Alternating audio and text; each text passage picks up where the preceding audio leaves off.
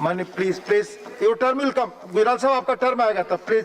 माननीय श्री एस.आर. बालासुब्रमण्यम, माननीय एस.आर. बालासुब्रमण्यम, आपकी टाइम आएगी तब आप बोले please. It will not go on record. आपका समय आएगा, आपका नाम है तब आप बोले, आपकी पार्टी जब बोलेगी please. Chairman sir, before I start, I wish to ask one question. What are the exigencies and urgency in promulgating the ordinance? Please sit. Is it because of the COVID-19 lockdown? I would like to say that farmers were the least affected due to COVID pandemic, as they are the people who continue to perform their Please, the government आपस में बात imposing करें, please. lockdown. Dola Sen ji, please go to your seat, please. The bills are passed in Lok Sabha and required to be passed in this House now. Sir, the majority of farmers are small farmers and marginal farmers.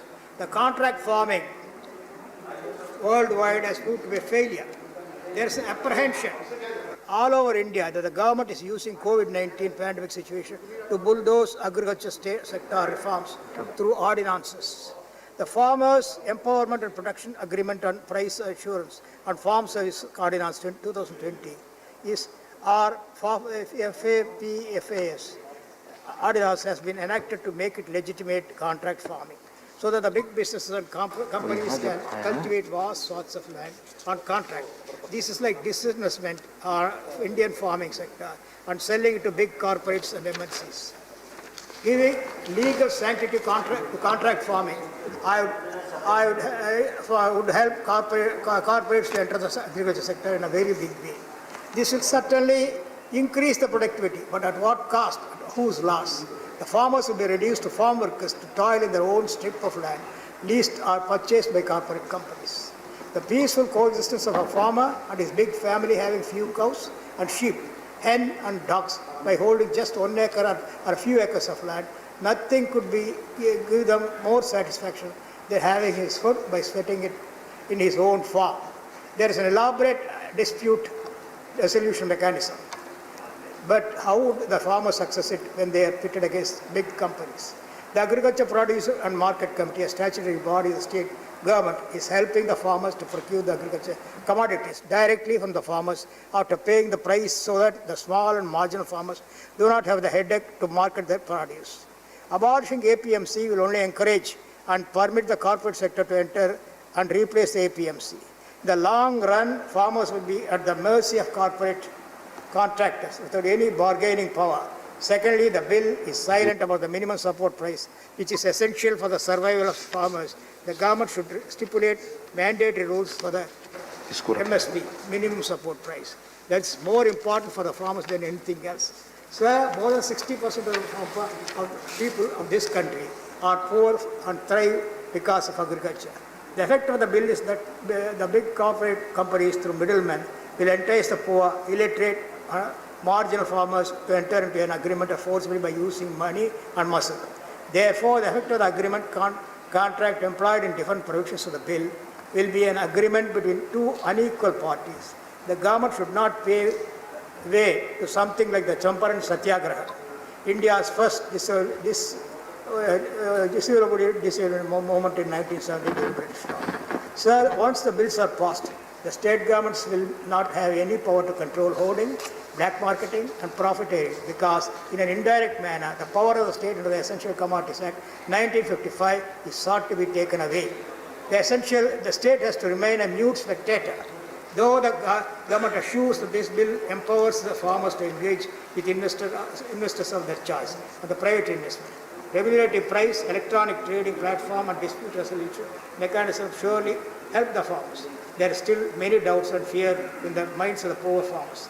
The government should address this issue and win the confidence of the poor farmers who are not literate like us. The government should first allay the fears in their minds and convince them before passing the bill.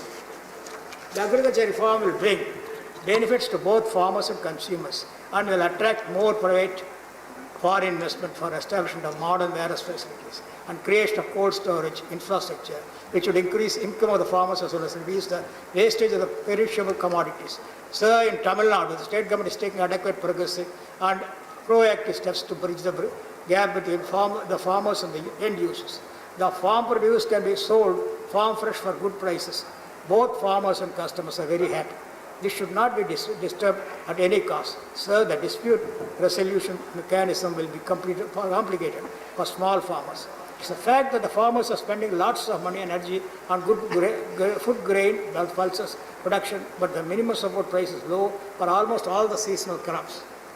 Farmers are producing more than 100 plus agriculture products, whereas they are ensured minimum support price of just 14 products, which is very low.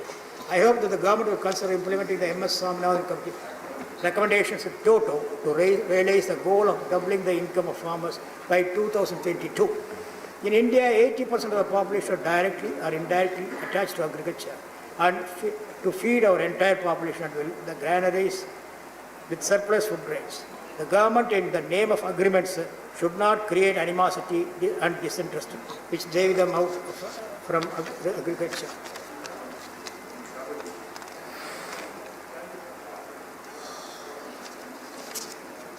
I only wish the government be more cautious and ensure that every farmer get adequate payments. They shouldn't get cheated by exploiters using the very own laws of the land. Sir, if drought hits a state, agriculture is the first casualty. Floods occur, agriculture is the first casualty. But even then, Tamil Nadu has been performing well in food production.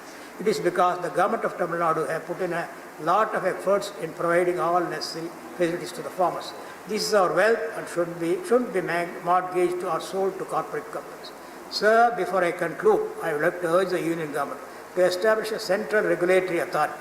The Indian Agriculture Regulatory Authority, the lines of the Central Electricity Regulatory Authority, provide better support to farmers of the country during all the periods and acts of agriculture, pre-farming, farming, harvesting, post-harvesting, marketing to reach farmers and ensure them to get better prices and thus doubling their income. Thank you.